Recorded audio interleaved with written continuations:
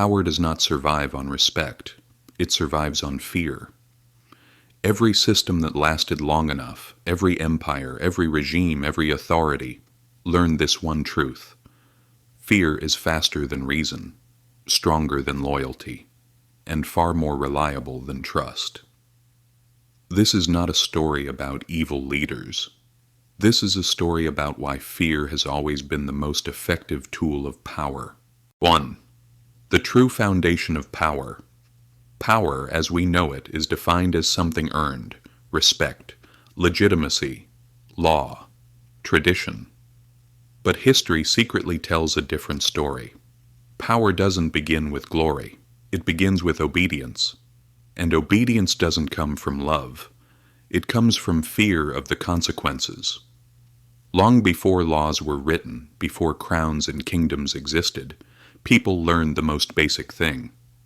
Order needs pressure, not always violence, not unlimited power. Fear enough to make disobedience feel dangerous.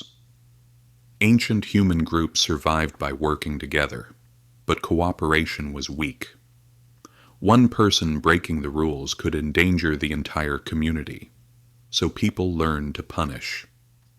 Not just to correct behavior, but also to show the consequences when the rules were broken. Fear became the message, and power learned to speak by using fear. 2. Why fear works better than power. Violence is costly. It leads to resistance and chaos. Fear is effective. Fear manifests itself before the action takes place. It is enough to emotionally control a cowardly person. They control themselves. They don't take risks. They anticipate punishment. They adjust their behavior internally. Fear is perfect for a system. It is scalable. A public punishment controls thousands of silent bystanders. Therefore, power relies on very little brutality. It clings to memory, to the memory of what might happen. Fear doesn't always need to be visible. Its mere existence is enough. 3. Transition from survival to authority. Initially, fear protected people from the natural world, predators, darkness, the unknown. But once people gained control over their surroundings, fear needed a new purpose. It became internalized, deepened. Fear became socialized, spread. Fear of exclusion, fear of punishment, fear of being seen as different. This is when authority came into being, not as leadership but as dominion over the unknown. Society wanted security. Authority promised order. Fear fulfilled this promise. 4. Power does not create fear. It organizes it. Understanding this is crucial. Power does not create fear. Fear already exists within people. Power simply directs it. When people are afraid and don't know why, anxiety arises. Chaos develops. Power then says, "This is the threat. This is the danger. This is what you should fear." And suddenly uncertainty is controlled. The anticipated fear feels safer than the unforeseen fear. That's the silent totality of control. V. Why do people accept fear-based systems? Here's the uncomfortable truth. People don't just tolerate fear-driven systems. Most of the time they choose them. Because fear simplifies reality. It eliminates uncertainty.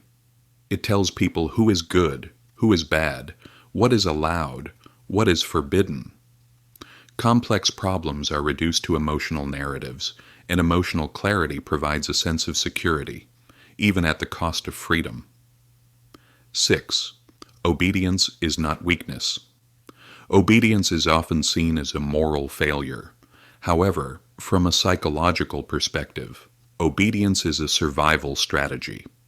Obedience reduces risk and uncertainty. It prevents punishment. It provides predictability. In unstable environments, obedience appears rational. Therefore, power based on fear grows in times of chaos, economic collapse, social change, cultural uncertainty. The more unstable the world feels, the more people trade their freedom for what they know. 7. Modern power and invisible fear. Modern systems rarely resort to visible violence. There is no need for it. Fear has evolved and changed. Now it is. Fear of losing status. Fear of being alone. Fear of being labeled. Fear of not belonging today.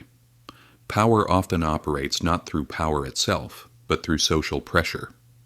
People control themselves. They correct each other. They unwittingly conform to norms.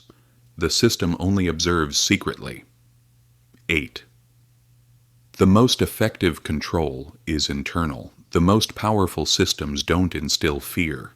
They impose conditions. They beautify what is acceptable. They highlight what is dangerous. When fear becomes internalized, power becomes invisible, and resisting power you cannot see is the hardest. 9. Power always needs fear. Power without fear must rely on trust. Trust is weak, fragile. It shatters under stress. It disappears under scarcity. Fear does not collapse.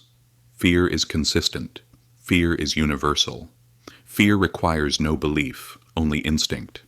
That is why fear manages to survive every revolution. Regimes change, leaders disappear, systems collapse. But fear is always there, and a new power rises up to regain control of it. X. Final awareness.